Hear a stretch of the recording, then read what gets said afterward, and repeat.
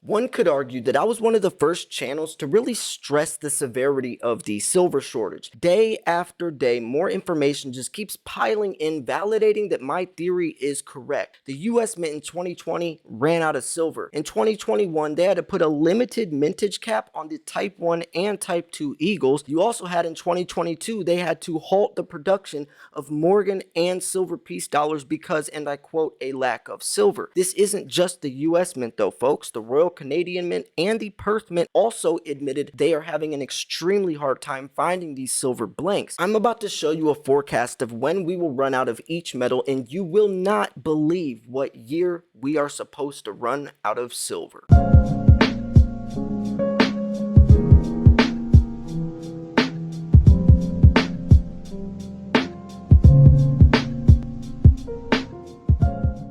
And that was just the tip of the iceberg when it comes to the mountains of data proving that silver is becoming extremely scarce. But that's not just all, folks. We're talking about something much more sinister at play. Think about it. Low supply, high demand shoots the price up, right? We all are in it for an investment to profit. Yeah, we get rich or whatever, yay. But at what cost? We are talking about silver being a critical role in the green revolution. Photovoltaics, PV cells, silver, that's in solar panels. Electric vehicles require a lot of silver. If we are trying to do zero net emissions by the year 2040 or make the entire world go green, that's not possible with the lack of silver that we have. So there's going to be a sticky situation occurring. When I say triple digit silver, I mean by the year 2025, 2026. That's when we will be deep into the green revolution, and I think that's when most people are going to realize, wow, we don't have enough silver to make the world go green. And once they realize that, that's when they will realize silver's true value. Now, when we are looking at these time frames, because it starts in 2010 to 2100, there's a lot to remember. There's a lot more context. Let me explain why. Silver is used for different reasons than gold. Silver is an industrial metal. Gold is more of a monetary metal, meaning gold is used more for necklaces, earrings, watches, stuff like that. Yes, there's gold in electronics, even coins, but most gold is used just for that stuff. Silver, on the other hand, is used mainly in the industrial sector for technology, for laptops, cell phones, right? We're talking about 5G towers, solar panels, silver lithium-ion batteries. That makes a huge difference in production, because silver is thrown away since it's used in those industrial applications. Gold is recycled, re-scrapped, reused, remelted, and that's simply because it's used for mainly jewelry and coins and bars and necklaces. Silver, on the other hand, is used for the industrial sector, so not many people are scrapping silver out of laptops just to get a couple pennies, but they will pawn that gold watch, especially since gold is $2,000 when silver is sitting at $25. So that ounce of gold that gets dug up out of the ground will stay in circulation for around a century, but that ounce of silver that gets dug up out of the ground will be thrown away in a landfill within a couple decades. You have to remember that and incorporate that when you're looking at the gold to silver ratio coming out of the Earth's crust. So let's look at this forecast. Born in 2010, how much silver is left for me? Well, oil, it's looking like around 2045 is when the cutoff is going to happen, and we might be able to squeeze some out until 2050. Coal, we're looking at around 2055, but it does seem like there's a long lasting stint. This part means years remaining if production remains static. Okay, that makes this a lot different now. If the production stays the exact same, this is what could make of it. But now that gives a lot more insight and context when we apply this moving forward, because we know there's only so much silver in the Earth's crust. We know mining difficulty. It's going to be a lot harder to find silver, whether it's mining innovation, whether it's recycling, whether it's space mining, which is a real thing. That's, well, not yet, but they're looking into it. NASA already sent out a rover this year. Whether it's asking us gold, silver confiscation. Gold confiscations happen several times throughout history for reasons much less severe than what is ahead for silver. So, there's definitely going to be that situation where something has to change. And I even interviewed the one of the founders of Bullion Max, one of the biggest precious metals dealers, and he was on board as well, right? You're talking about big people, David Hunter, right? Keith Newmar, and all these different people writing letters, Mike Maloney to Elon Musk, saying, "Yo, there's a silver shortage. You better get in now, because if you don't have massive amounts of silver for SpaceX and Tesla, which require boatloads of silver, you are going to be SOL." On that note, let's keep moving on. We have gas around 2048, but with the current production, or if production stays the same, it could go all the way to 2074-ish. Uranium looking like 2042 maybe. And then we have, antimony, lead, indium, rare earth metals, which is going all the way to around 2087, but it can go all the way to 2856. Wow. So now let's get into the good stuff. So zinc, it's looking like is around 2025, but if production can maintain, it would be around 2031. Silver, here we go.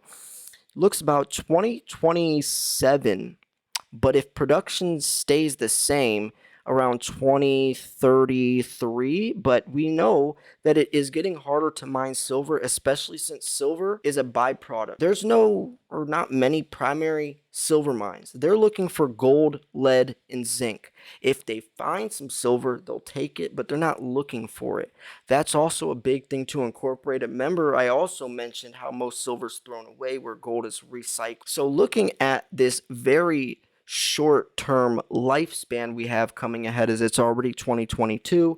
Remember, the next 10 years is when we transform into the green revolution, so we're going to be needing billions of more ounces of silver. Remember, this year the demand already exceeded 1.112 billion.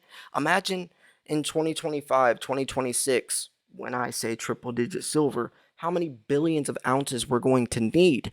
But by then, we're going to be going on fumes. Now do you see why I say by that time frame when silver's true value will start to shine? Now you see what I'm saying, right? So it's looking like by 2033, that will be, if production stays the same, that's it, and then it's out.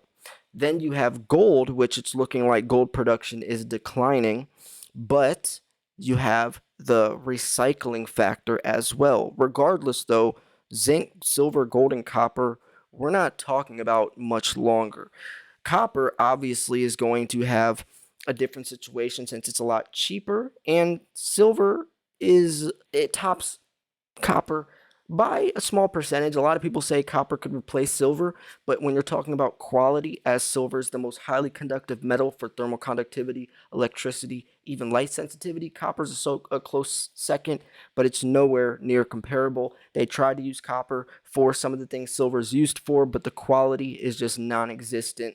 It's not even comparable, and they're still going to continue to use silver. Just try to minimize the amount of silver that's in these solar panels or these electric vehicles. That's the road they're going to go. They're not going to try to replace silver. They're just going to try to cut down the amount of silver.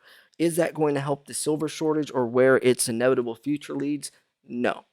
So anyways, what do you think about all this? It does go even deeper, though. You can see where to find the leftovers. Now, it's looking like silver is the dark red. So most silver is going to be found definitely in South and Central America. If you guys don't know, Mexico, Peru, Chile, China, Australia, those are the main producers of silver. Mexico and Peru alone produce nearly 40% of the global silver supply. They got hit hard from the virus, and that's why there were so many supply disruptions during the beginning of the virus, especially since they were on lockdown, then coming back, fewer workers, all the safety precautions, but then also the borders, the boundaries that, borders were cut off. So that was a huge hit to the supply or the production factor, especially right then the virus hits, economic turmoil, everyone wants silver, precious metals. You can see how that played out and why that turned out the way it did. So it is interesting to see, though, where the leftovers are. And this is just such a cool chart and such a cool article. And if you want to check it out, the link's in the description. It even goes down here, a forecast of when we'll run out of each metal. Here's one interpretation. While the technicalities of some of this information can be debated, I think the general theme runs the same. Limited supply of these commodities, and if there are no new discoveries, no price changes, and no changes in consumption, we are running out relatively soon. In my opinion, there are two caveats that are always worth considering when looking at something like this. One is the reserves are an engineering number that are based on economic viability. Technically speaking, there are small concentrations of gold everywhere. It's just not usually viable to mine 0.1, gram of gold when we will run out of each mineral in this chart is based on current reserves and prices. If the gold price doubles, suddenly it is economic to mine more. Now, number two, this chart is a reminder that something has to give. Either prices are going to have to go up or new amazing discoveries have to be made to keep prices down. It's basic economics. And either way, it seems that there are many opportunities in the mining industry for investors and speculators on both forefronts, which is a really good point. And they actually made several good points in that second point. So let me start here. I like how he says there's a reminder that something has to give. Definitely, especially when we're looking at silver and the new technological digital era that we're advancing in. Something's got to change. There's going to be a period where Joe Biden is going to have to say, yo, the green energy revolution has to be put to a halt. We literally don't have enough silver. We don't. There's going to be a situation where Elon Musk has to go, yo, how can we keep producing all these Teslas if the amount of silver to make the Tesla is non-existent or is just not possible? Space mining is something that a lot of people probably laugh at, but believe it or not, there's an asteroid headed towards Earth called 16 Psyche that has $500 quintillion worth of precious metals. NASA sent out a rover this year to check out this asteroid. It approaches Earth by the year 2026, but NASA in 2022 sent out a rover. They have an entire team trying to figure out this asteroid. Is it mineable? How could we do it? Can they space mine by the year 2026? Highly unlikely, but they're trying. But that is just a glimpse into the next frontier of where we could be getting our precious metals from. Because remember, gold and silver is made from stars, from supernovas. It's not made in the Earth's crust. It's not just, made out of thin air. This stuff is scarce, and we're going to have to find something, whether it's mining innovation, whether it is kicking down our front door and stealing our silver, which honestly is probably one of the most realistic solutions. And that's because if you look backwards, anytime a country has been in a bad shape, what they do, confiscate your gold. Executive Order 6182 or 6102 from FDR, literally have to give in your gold or $10,000 fine or 10 years in prison or both. Yes, they pay you, but they'll pay you spot, but you have to turn it in. If you don't, you will go to prison or pay a $10,000 fine, which back then, in 1940, that's probably $100,000 today at least. And then I made a video talking about all the different times countries have confiscated the citizens' gold, and it's insane. And when we're looking at the silver shortage, literally trying to save the world from global warming, that's probably more realistic than trying to mine an asteroid out of space, especially if they use the type of save the planet, turn in your silver so we can make these resources. If they do it that way, a lot more people would be willing to turn in their silver, thinking they're going to save the planet. They're doing their part in saving the planet. It would make sense for them to go that route, and if they don't, then they're silly. If they do try to confiscate our silver, would you turn yours in? A lot of people say I'm crazy for thinking that, but honestly, if you don't study history, or if you haven't looked at the several times that it has happened, then that's probably why you're thinking I'm crazy. But it's definitely happened several different times throughout history. I'm talking about 10 to 15 times that when I made a video, different instances. And I definitely could see them doing that with silver as well. They kind of already did, actually. The Hunt brothers in 1980, they owned 77% of, or up to 77% of the global silver supply, and yes, 77%, and that was on the COMEX, because they're billionaires, three brothers. They try to turn all that silver into physical delivery, but the government obviously needs most of that silver, as silver was still in 1980 very useful.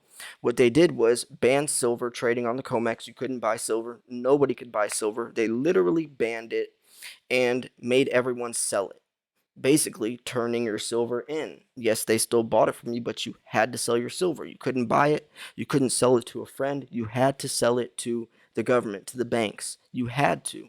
Silver Rule 7. That was when silver was $50. They made that rule, that law, crashed silver back down to $9, where it started from. Hunt Brothers, adios. That already basically happened. Was it the same type of gold confiscation that we usually see? No, but that is proof that the government will go to extreme measures and literally make a law on the spot to get what they want. And in that circumstance, it was silver. And in this circumstance, it would be silver. So let me know, what do you think? If you don't know the history of this stuff, though, and you think I'm just saying it as a myth, then I probably sound crazy, but I'm talking about real situations that happen as I make daily videos covering this stuff. So anyways, I'm going to wrap this video up here. If you thought this video was educational, informational, at least entertaining, make sure to hit the like button. I post daily videos. I posted another video yesterday, which is really cool, talking about spending $100,000 on silver. You definitely want to check that one out too. Thanks for tuning in. This was Silver Slayer. I'll see you guys soon. Peace.